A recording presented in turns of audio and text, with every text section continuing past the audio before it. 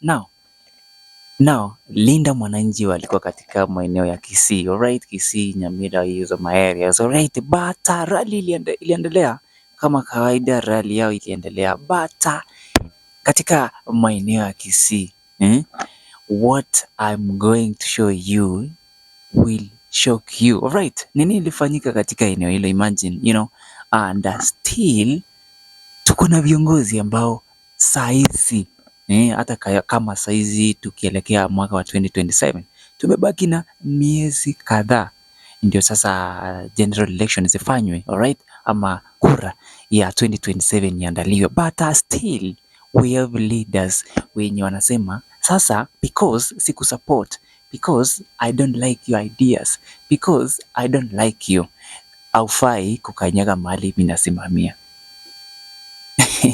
Imagine this kind of leaders ambao tuko now right now, because wewe sikuungi mkono, because I don't like you, haufai kukanyaga mahali mimi nasimamia.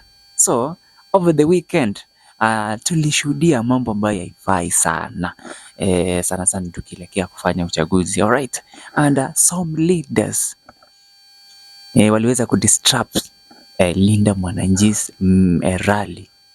Imagine viongozi ambao tunaweza sema sasa wanafaa kuwa vielelezo ya Wakenya saizi, sana tukielekea mambo ya uchaguzi, they're still using mambo ya goons to disrupt other people's meeting.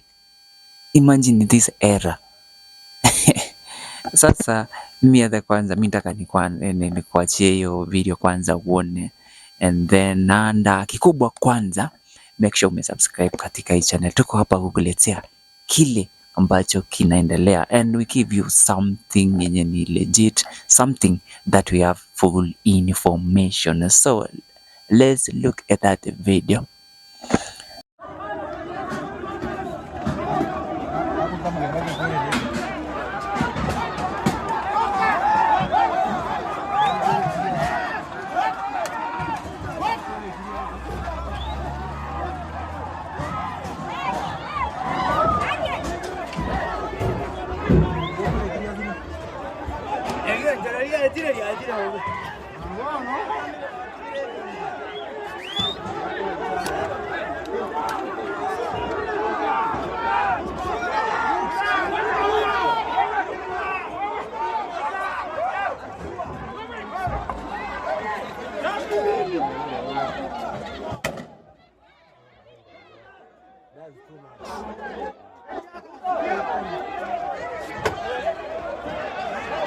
Na umejionea mwenyewe, yani at this time, at this era right now, hata tukielekea uchaguzi, there's still people wenye wanaturudisha mambo ya kitambo sana. Now the constitution inatupea haki, inampea kila mtu haki ya kutembea kila mahali, inampea mtu haki ya kuzungumza vile anataka, so long as inaenda sambamba na the constitution. Uko na freedom kuongea kenye unataka kuongea, uko na freedom kutembea mahali unataka kutembea, but I don't know viongozi ambao tuko nao. So